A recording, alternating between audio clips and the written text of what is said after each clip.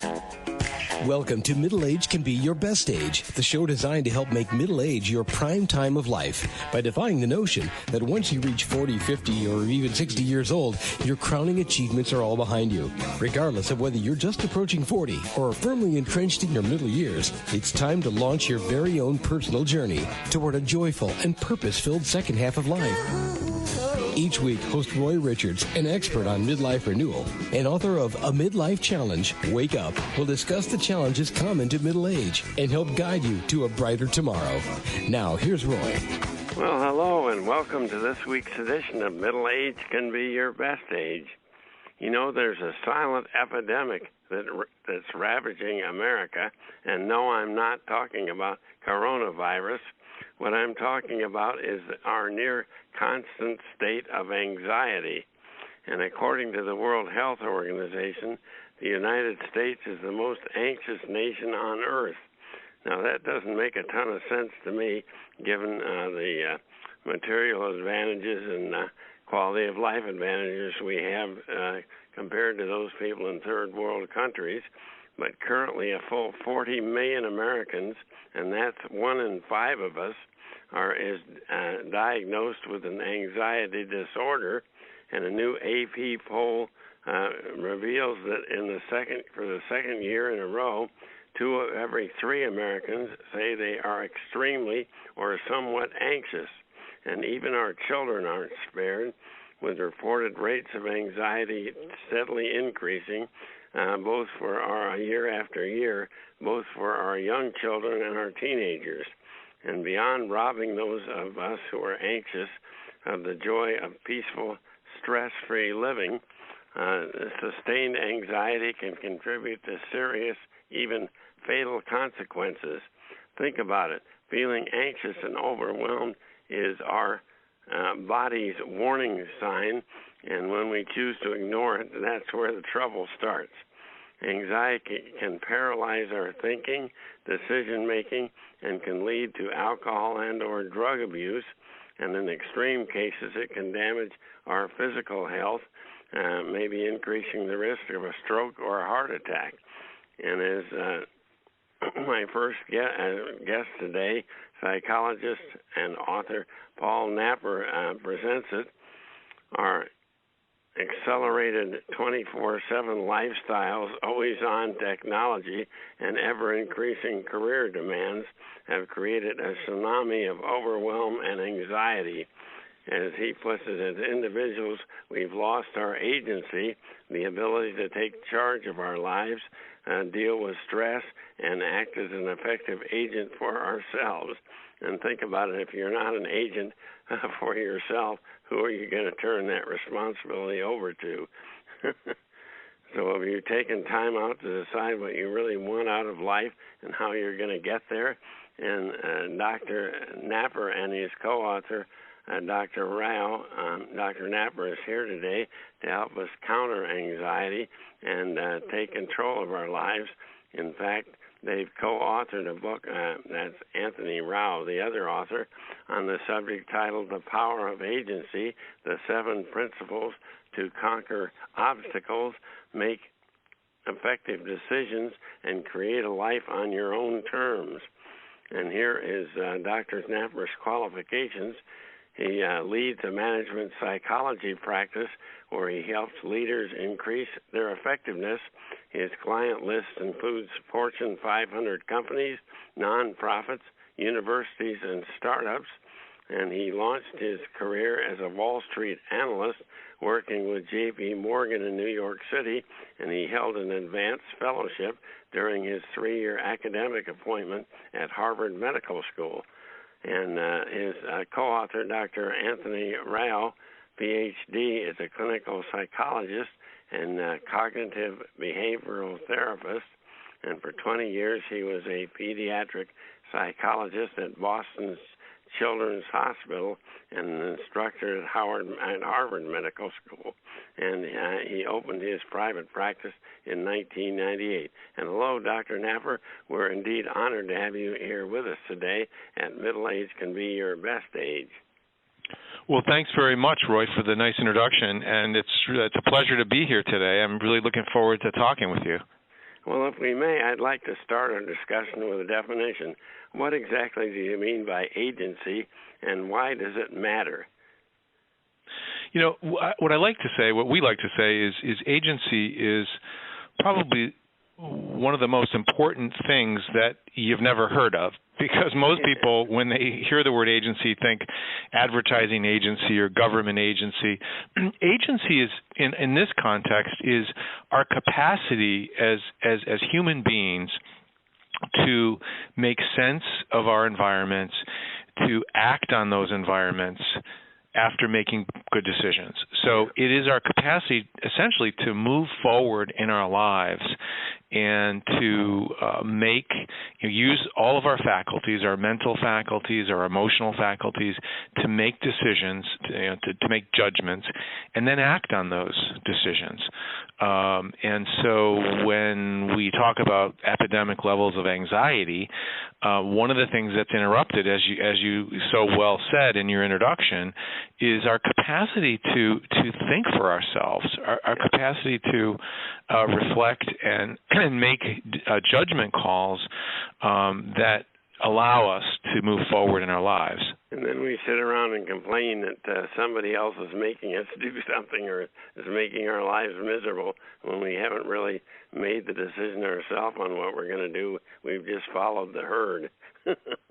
Yeah, it's a really important point. And one of the things that has been observations have been made by many folks is we are social creatures as human beings, right? We look to the right, we look to the left, we notice what other people are thinking and what they're doing, and we take our cues from that. And a lot of times we end up doing the same thing, and for better or for worse. And sometimes it's really for the worst, because today what we see with epidemic levels of overwhelm and anxiety is, people are not really, people are caught up in living in a way that isn't all that healthy. And so if you're looking to the right and looking to the left and doing what everybody else is doing, you may just end up, following those people down a very unhealthy path, because the average American these days, sadly, is not very healthy, both physically and emotionally. And now we're starting to see the mental repercussions of that too, in terms of decision making. So we wrote this book to really try to get underneath that and allow people to take control of themselves and of their lives, rather than just delivering themselves into the medical establishment and taking a medication to try to calm them down, although sometimes that is warranted, but really give people the tools to get beyond just managing the symptoms, the surface symptoms, and get to the cause. The medication only manages the symptoms. It doesn't address the basic cause of the That's exactly right. And sometimes when symptoms are out of control, medication is very helpful, because people do need something when things get to that point. But you're right, it doesn't really treat the underlying issue, which is why are we experiencing such epidemic levels of anxiety? Why are we spreading it from person to person? Which is another thing that many people aren't aware of. Anxiety is contagious. It spreads from person to person. So stopping that spread is something we write about in the book. How to stop it? How not to jump onto the bandwagon, so to speak. But it is, the problem with medications is, and again, they can be a godsend at certain times. To when people really are suffering, but what can happen with medications is, as we've said, they don't address the underlying issue. But more importantly, too, medications usually over time, most of them, have what's called the poop out effect. They literally don't work. They stop working as effectively over time, and so then you're in a quandary because then you can find another medication potentially that will take its place. But we wanted to write a book to try to help people with the whole idea of thinking and behaving in ways that are healthier to prevent the spread of anxiety. Well, in your book, you inform that agency is being eroded and is declining in the U.S. Why is it that this is happening, and what are the consequences, and how serious is the threat of further decline? Well, it's a really great question, a big question, but an important one. And as near as we can tell from trying to synthesize the data, what's happened is we're living in a very different world today than we lived in 30 years ago or 50 years ago. It's changed dramatically. There are many, many more kind of disruptive events occurring around us that just change things dramatically. So our work lives have changed. How we're socializing. Now that our boss can contact us any time of the day or night on our smartphones, whereas we used to be able to get away from the office for a while. That's exactly right. I mean, and so one of the things we talk about in our book is essential to modern living is setting healthy boundaries around what you do, when you're available, because one of the things we've found that's been eroded, that's so essential to human agency, is time to reflect. Just simple time where we're not occupied with some activity or something that's demanding our attention, but time just literally to reflect on ourselves, on where we find ourselves, on what we're experiencing in the world around us. And so, this capacity to reflect is essential to our health and our well-being and our level of agency in our lives. And a lot of people don't realize that. And what's happened, it's just over the years, that amount of time we spend on just simply reflecting on where we find ourselves has been eroded. It's gone away. People haven't noticed it. They haven't noticed that it's been chipped away with by other activities, other sources of stimulation. So we are now a very overstimulated society. We have stimuli coming at us from all directions, 24/7 news cycles, all of it. Channels. It's a lot, and that's where it comes back to setting healthy boundaries, right? I mean, setting some limits on some of these things, because we can't function as we were designed to function as human beings. Let's talk about leadership. Does having a higher agency make you a better leader, and why? And what do you observe in your work with business leaders? Yeah, absolutely. Another great question. And the answer, of course, is yes. The best leaders have high levels of personal agency. They are able to think clearly. They're able to make good decisions. They are able to understand the process by which they make decisions and question that process. So, they are able to, exercise agency in a way that other people that can be kind of a role model for other people. So I work with leaders in improving their level of agency, and again, agency relates very closely to decision making, our capacity to make choices. Yeah, and it's not just decision making based on what we ourselves have predestined in our minds is the right answer. We do the research and we listen to others so that, we're really deliberating wisely and not just on, our personal prejudices.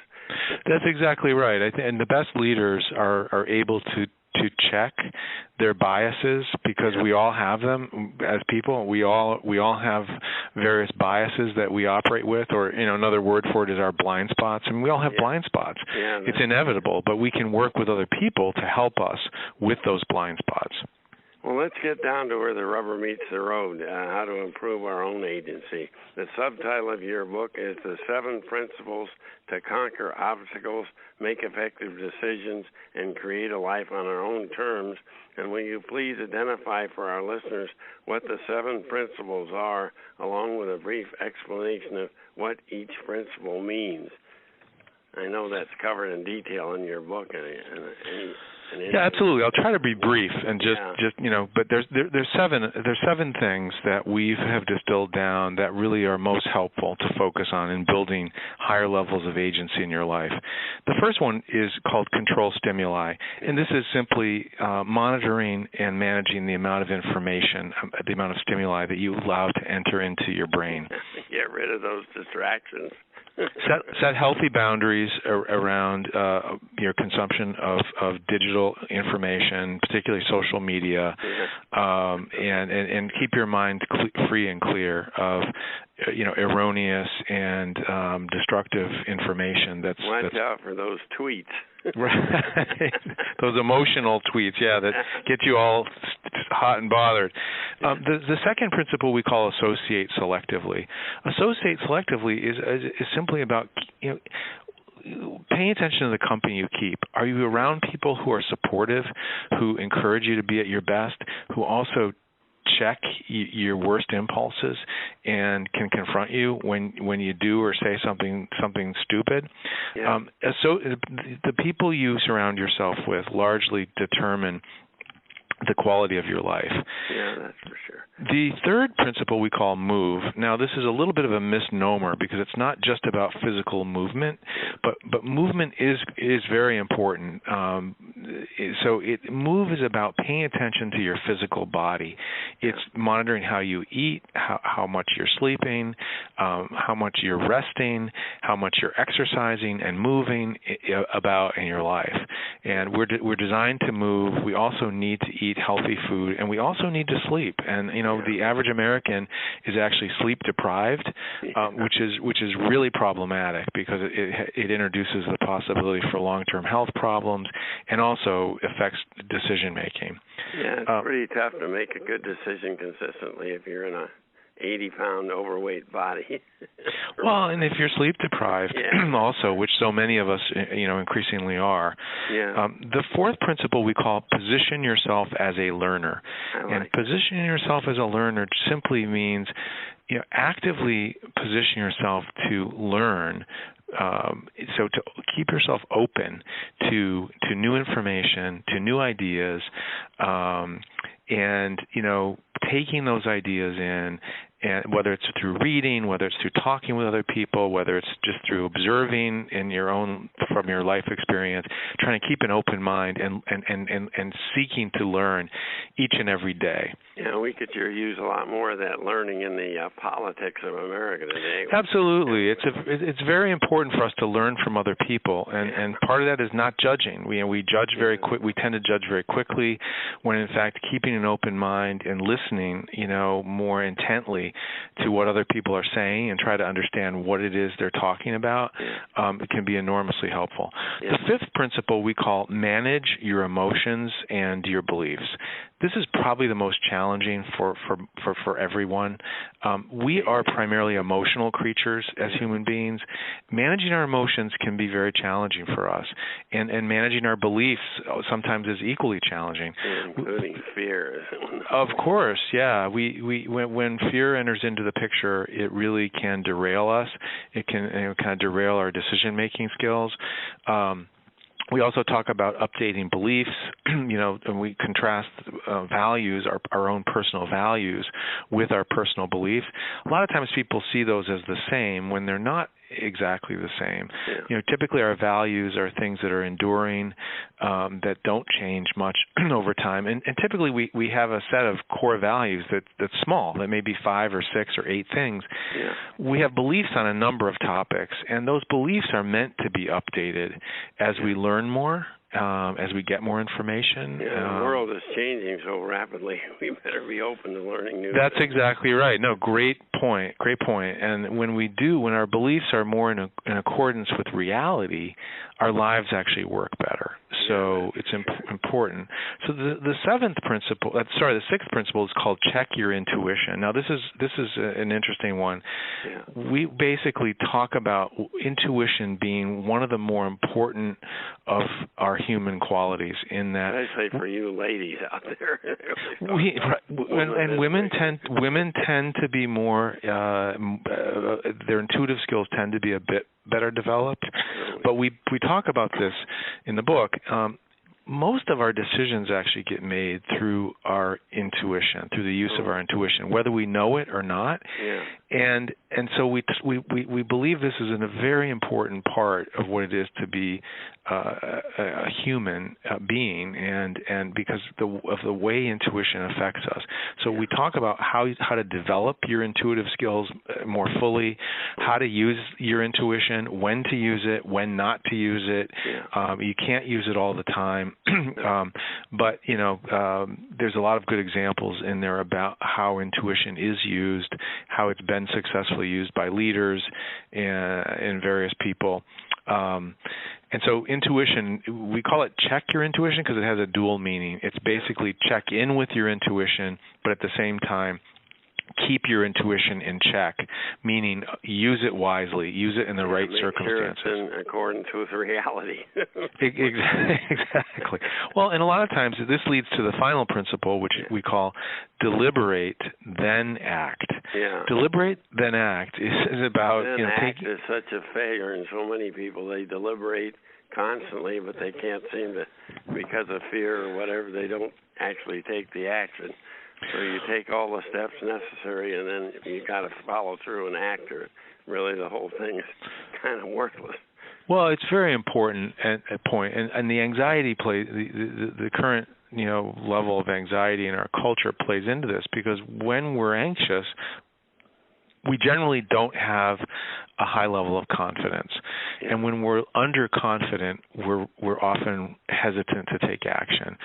So in this final principle of the book, we talk about how to use your logical reasoning to logically reason through situations, how to also combine that with your intuition to improve the quality of your decision making. But you raise an incredibly important point, Roy. At the end of the day, you do need to act on those decisions. Yeah. And to do that, you need a healthy level, an appropriate level of confidence. Yeah. And that's what we find being eroded so much right now in the culture, is that people are feeling really underconfident. They need encouragement to use their human faculties to learn how to make better quality decisions, and then move forward with confidence and take action on those decisions. Well, and that's what good leaders do. I mean, leaders are basically about making decisions and then taking action on those decisions, and encouraging others and motivating and inspiring other people to do the same thing. Yeah. But those are the 7 principles, and they're simple, and some of them seem like common sense, but yet when you really dive into them, it takes some time to really think about how to best use those things in your day-to-day life. Capacity to develop a higher level of agency, or is that just reserved for a fortunate few? No, good, really nice question. Absolutely everyone can develop a healthier level of agency in their lives. These 7 principles, focusing on them, and we have a small inventory in the book that allows you to assess, where you are on each of these 7 things, so people can actually, take the short test, see where they're strongest, where they're weakest, and then focus on those things that they feel they need to improve. So for many people, that's 2 or 3 of the principles where they really are weakest, and so we suggest people read the book in that way and focus on those things first. But anybody can improve their level of agency. These are all human qualities that we all possess. So you don't have to, and these things are interestingly, they're not related even to education necessarily. Education can be helpful. You can get some more information, through education, and it can teach you certain things about how to reason through problems and that type of thing. But someone can have a high level of agency without a lot of formal education, and you see it all the time. You see people who are just have a remarkable degree of self-possession, and they may not have a college degree, They may not even have a fancy job, but there's something about them. They may not have a formal leadership role, but they are leaders. They are. They're leaders in their own lives. And again, the goal of agency is for you to live the life that you most want to live, that's in accordance with your interests and your values. So that's a successful, well-lived life, is when someone lives the life that they want, that matters to them, that is most interesting and most rewarding to them. It's not comparing yourself. It'll be interesting and rewarding to others too. Exactly. It's not living the life that is similar to your next door neighbor necessarily. It's the life that's most meaningful to you, and I think that's where the capacity to reflect, to engage on who am I, what do I really want, what do I really value in my life, and how can I go about living my life in accordance with that, so that I live a meaningful life on my terms. If things that you do are destined to lead you to the ultimate vision of where you want to go, life has so much more meaning, and bad things will happen in and around us, but we're the only ones that get to choose how we react to it. And that's agency. I mean, that is a function of agency. The fact that we always do have a choice. Sometimes we have more choice available to us, and sometimes the choices may seem better than at other times, but we always have a choice. Well, where should our listeners go to preview and purchase your book, The Power of Agency? Yeah, the book is available pretty much everywhere books are sold. Amazon, of course, has it. Barnes & Noble, pretty much anywhere it's on the Internet. And please visit our website at powerofagency.com. You can learn a lot more. Right? It's like POWEROFAGENCY without any... Exactly, powerofagency.com. Yeah. And there's more information about what agency is and how it can help you. Also have a small little sub-test of the 7 principles that you can take as a sample. And there's also podcasts they can listen to and various things they can read on the website as well. That's great. Well, in conclusion, so be honest with yourself now, with all the distractions in the world today and in your job and your family responsibilities. Are you losing your agency? Well, if so, here's the good news. An editorial review on Amazon by Jerome Groopman, M.D., a Harvard professor, proclaims, drawing on decades of professional experience and cutting-edge research, Drs. Napper and Rao offer keen insight into making decisions to enhance your life, and whether in parenting, business, physical, or mental health, they reveal how agency is your key to successful outcomes. And this is a book complete with the kind of useful information we seek for ourselves and for those we love. So how's your agency? And if you'd like to increase your ability to raise yours and take charge of your life, I highly recommend you preview and purchase Drs. Napper and Rao's book, The Power of Agency. And thank you so much, Dr. Napper, and best of success on your book. Thanks so much for having me, Roy. I really enjoyed meeting you and having this conversation. Thanks for having me on the show. Well, I'm certain you'll agree that was an excellent presentation by Dr. Paul Napper, co-author with Dr. Anthony Rao of the acclaimed book, The Power of Agency. And if you do not feel like you're in charge, directing your own destiny to the life you desire, this may be just the book for you.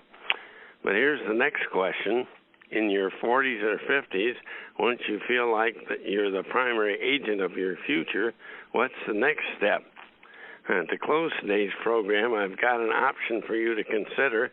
Why not go back to school? Before you judge me crazy, please listen for a few moments for 3 good reasons for considering going back to school in your 40s, heck, even in your 50s.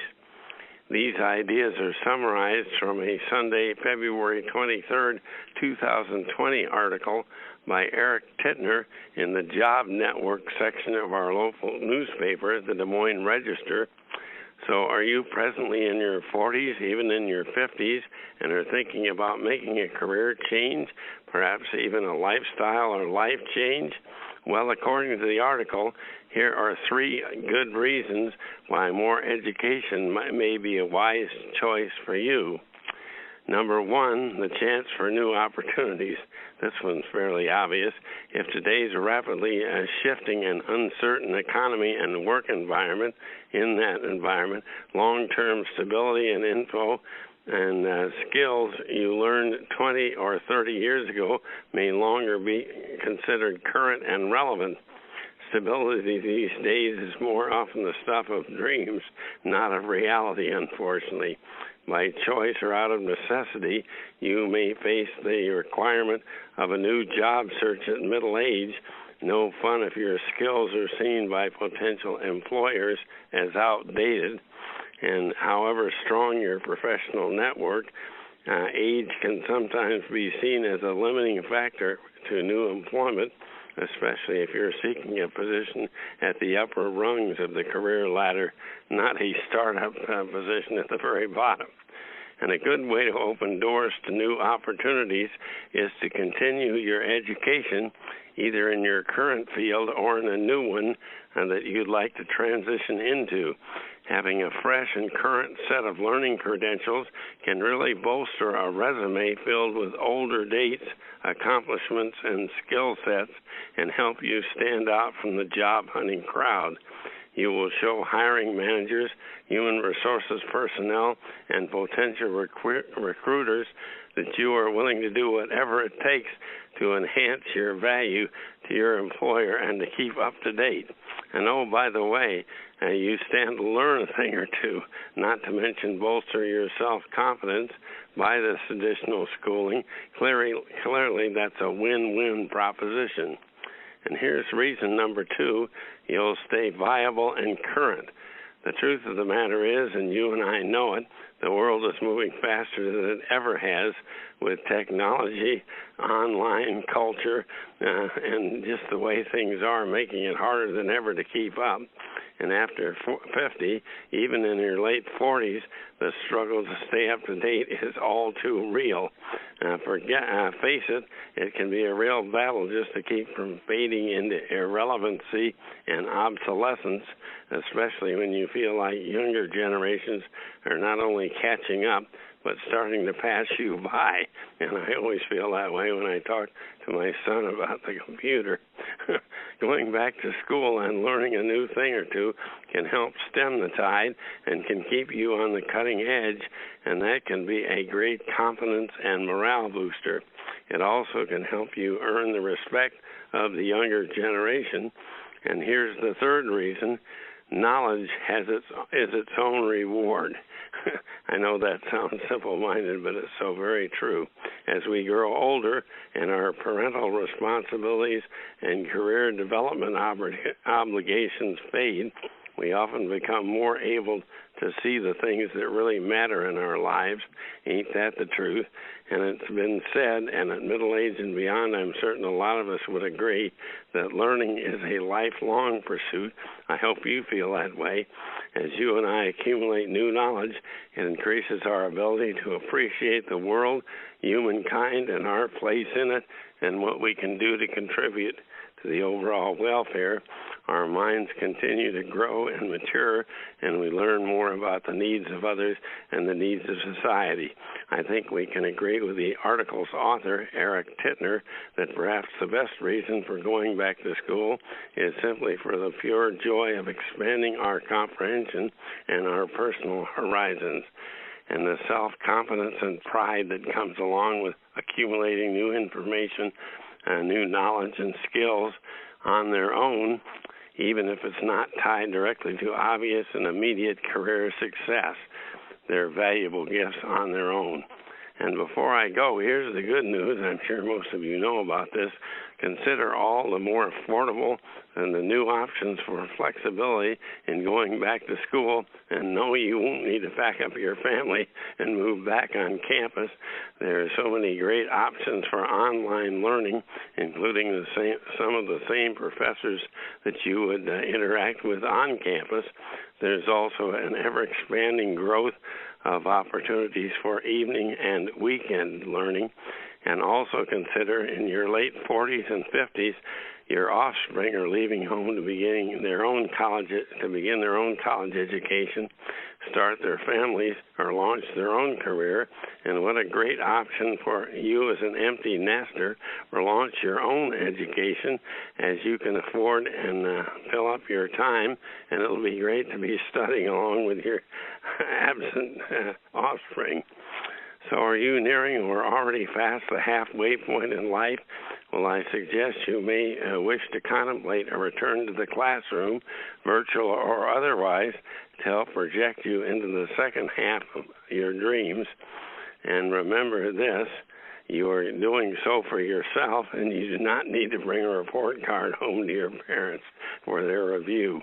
And if studying in a field that really turns you on, if you're doing that and you decide what you really want to do with the rest of your life and you want the education supported, I guarantee you won't fail because you'll be loving what you're learning. And please don't forget to preview my book, all about recharging at middle age. That's a midlife challenge Wake Up by Roy C. Richards. You'll find it on Amazon.com, BarnesandNoble.com, or through our website, MiddleAgeRenewal.com. And that's our program for today. Talk to you again next week. Bye for now, and enjoy the spring.